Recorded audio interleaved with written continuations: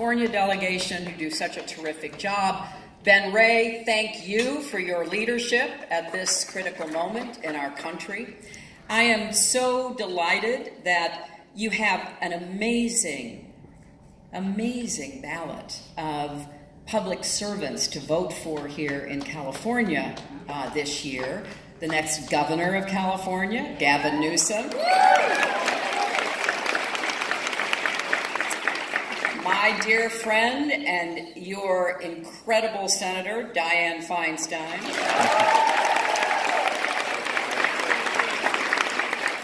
Eleni has already been introduced. She'll be your next lieutenant governor. And your next state treasurer, Fiona Ma, who is here. Now, it's a real treat always to hear from Carole King. And Ronell, I had the same experience. You know, when we talk about records, young people's eyes glaze over. Vinyl, what is a vinyl? Yes, wore it out. I think Tapestry remains one of the best-selling albums in the history of music. And Carole's commitment not only to her art and sharing it with all of us, but she passionately cares about what happens in our country and the world. So it's a special treat to be here, but the highlight was hearing from these extraordinary Democratic candidates. It is exciting for me because I've been campaigning and helping to raise money for candidates who are running, and to see these young women up on the stage together. The future is female doesn't seem like just a slogan, does it? You've heard from them, but just to know, Katie Hill ran the largest homeless service organization in California. Cindy Axme is a fifth-generation Iowan and a small business owner. Susie Lee is a nonprofit leader and education advocate in Nevada. Sylvia Garcia, whom I've known for a long time, is a lifelong champion for working families and is, as she told us, poised to become the first ever Latina elected to Congress, along with Veronica Escobar. Betsy Dirksen Londrigan stepped up to run after she watched her son fighting this terrible illness and watching Republicans at the same time that she is suffering from this personal crisis vote to take away health care from families like hers. Lauren Underwood, also from Illinois, a registered nurse who served in the Obama administration, is equally determined to make sure that people with preconditions like her can count on their health care. And Kara Eastman, a social worker and longtime community leader in Omaha, has a real shot at winning in Nebraska and bringing her down-to-earth common sense that cares for people to Washington. Xochitl Torres Small is a water attorney. You heard her talking about water. She heard those stories from her grandmother. She understands the immigrant experience, and she wants to represent the real people that are in that district, not the special interests that are nowhere near it. Angie Craig, the daughter of a single mom, worked 2 jobs to put herself through state college. Each of these women comes from a different part of the country. Each decided to run for her own reasons. But the one thing that they all have in common is a shared commitment to a vision of America where we look out for one another, where we lift each other up.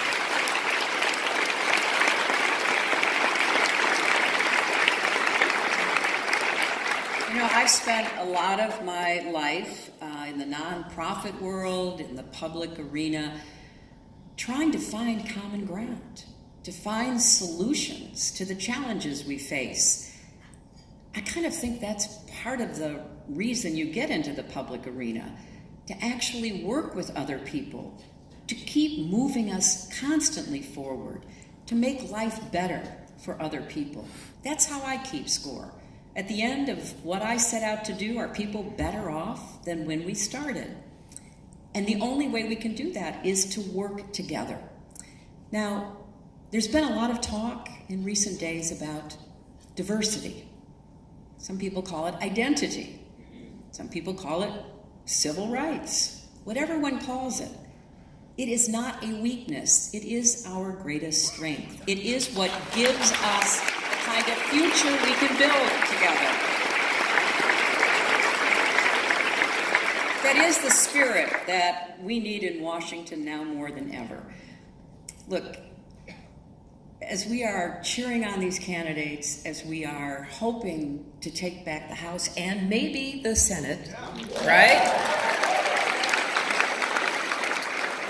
It's no secret that these are trying times for America. I can't help but think about those famous lines from Charles Dickens in A Tale of Two Cities. It was the best of times, it was the worst of times.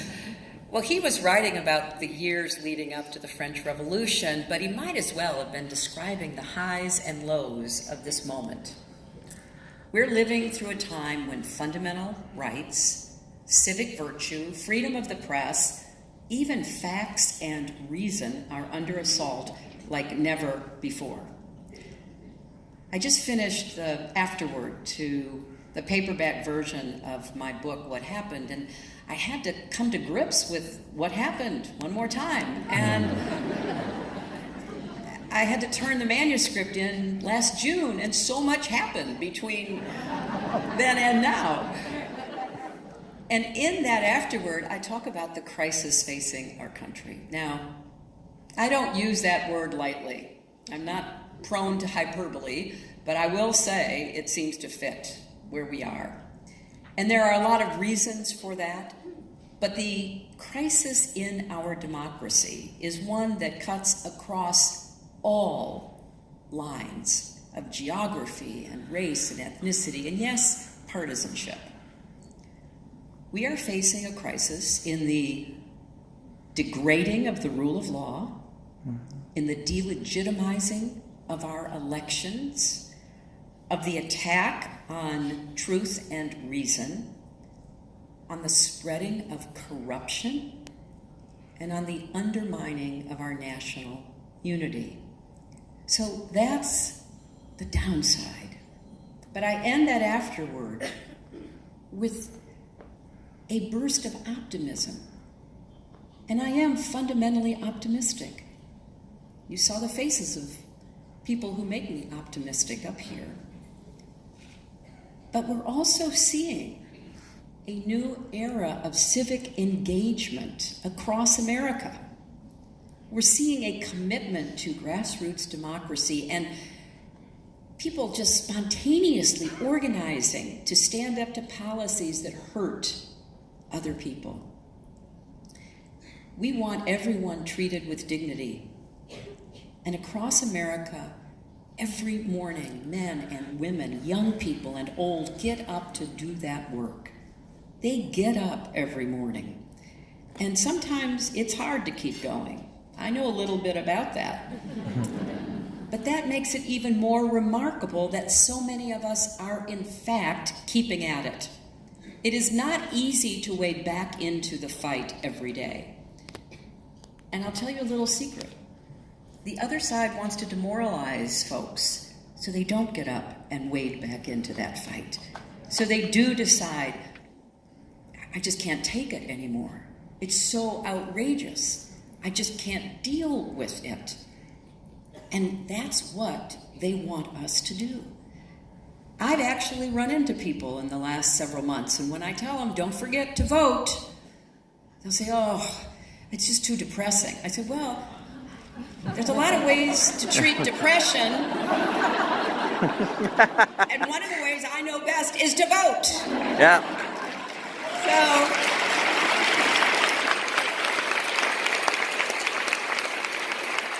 I've also encountered many people who give me hope. The Parkland students who endured unthinkable tragedy. They are indefatigable. They've responded with courage and resolve. I'm supporting through an organization I started, Onward Together, a lot of young, dynamic groups and their leaders.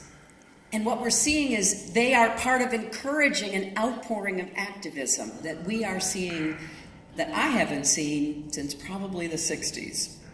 Everyone who is marching, registering voters, diving into the issues facing us is part of that. And boy, do I find hope in the wave of women running for office and winning.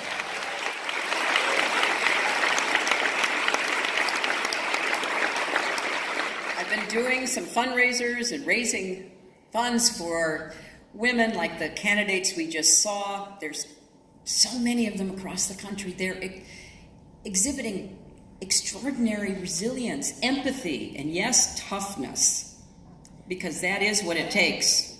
One of my favorite quotes from one of my favorite Americans, Eleanor Roosevelt, that when a woman steps into the public arena, she needs to grow thin skin as thick as the hide of a rhinoceros. Absolutely true. And I'm inspired that in over 100 districts, outstanding candidates like these have stepped up to offer themselves and real solutions to the challenges we face. There are 84 candidates taking part in the DCCC's Red to Blue program. You are directly helping them being here today. They've been holding town halls, they've been campaigning in town squares, they've been running in special elections, and we've seen a pattern repeat itself. Voters are fired up. Our voters are fired up. They are energized. They are ready to make a difference. And since Trump's inauguration, 40 state legislative seats have flipped from red to blue. And think about this. We always worry because turnout in midterm elections, unfortunately, on our side of the aisle has not been what it needed to be. But primaries in states, in Texas, Illinois, North Carolina, have seen turnout far beyond what we saw in 2014. This is not a coincidence. It's a result of people stepping up to lead, coming together to organize. And it is revitalizing not just the Democratic Party, but our political process. It's the result of so many factors, but please know it's also the result of you. You're providing the support that keeps that fire going. We have 43 days until the election. Democrats need 23 seats to take back the House, but I'm not satisfied with 23, and I know Nancy isn't either. Because I believe that in great part because of the strength of our candidates and the leadership of Nancy Pelosi and the DCCC, we will not only take back the House, but we will get a bigger number of new Democrats elected than the 23 that we actually very much need.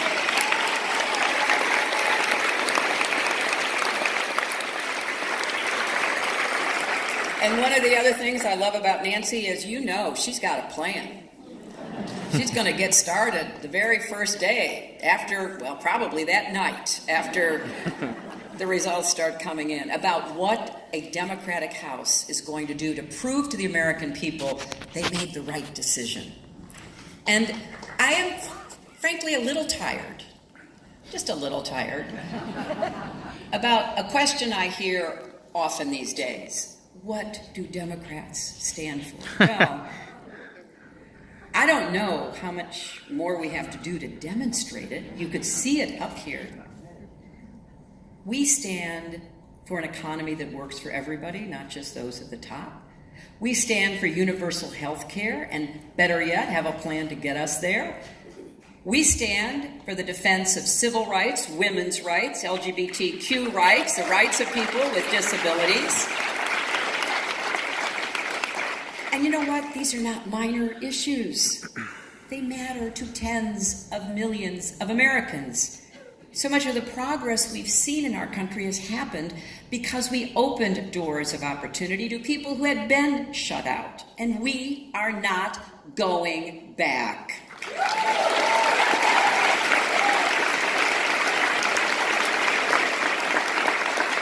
And then I also hear, what are the Democrats' bold ideas? Well, I don't know about you, but I think it's a bold idea that everyone in this country should have a decent standard of living and a good job that pays well.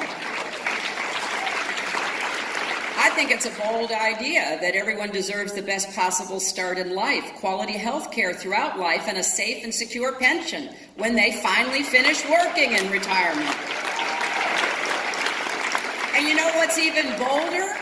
It's even bolder to have real plans to make these ideas into realities the way Democrats do all across America. I've never been prouder to be a Democrat than I am right now, because Democrats are the party that rescued our economy from the worst financial crisis since the Great Depression. Democrats are the party that passed and then saved the Affordable Care Act, helped keep Planned Parenthood's doors open,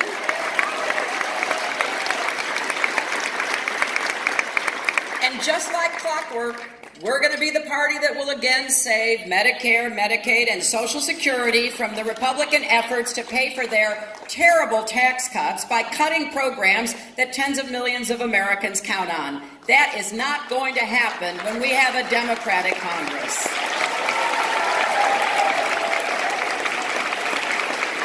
And we are the party that will keep fighting every day to achieve universal health care. We may have differences about how to get there, but my gosh, compare that to the people who want to rip away health care for pre-existing conditions. We're not going to stop until we get it. And don't tell anyone that they have a good point to make when we're the only ones that are trying to help create an economy that works for everybody. You know, if you want an economy that works for you and your family, you have to vote for Democrats. There is no choice. And if you want affordable, quality health care, you have to vote for Democrats. There is no choice. If you want to protect and expand the rights of all Americans, not just favor corporations and those in the top 1%, you've got to vote for Democrats. And if you believe in a woman's right to equal pay and to make her own health care decisions, you've got to vote for Democrats.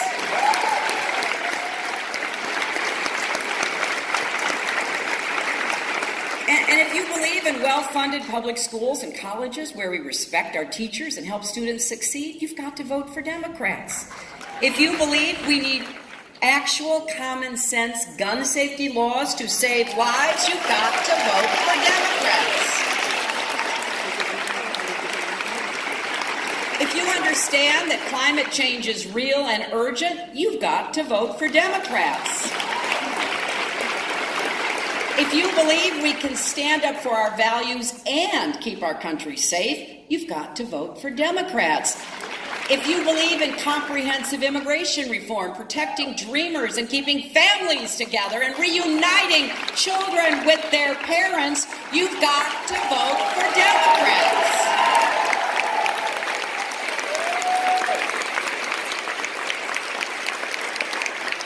If you believe in getting money out of politics and getting all voters to the polls where their votes will be counted, you've got to vote for Democrats. And if you believe in standing up for facts, real ones, not those alternative ones, you've got to vote for Democrats. Now,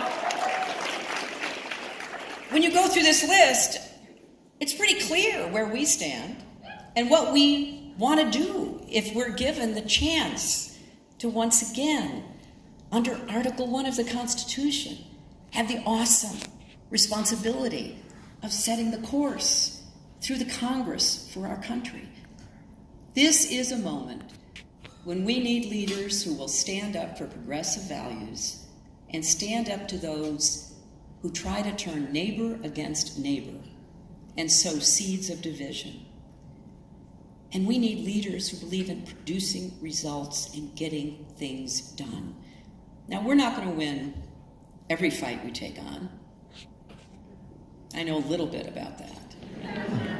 But if we stick together, not just for the next 43 days, but for years, because taking back our country, standing up for the values we share, is not going to happen with just one election.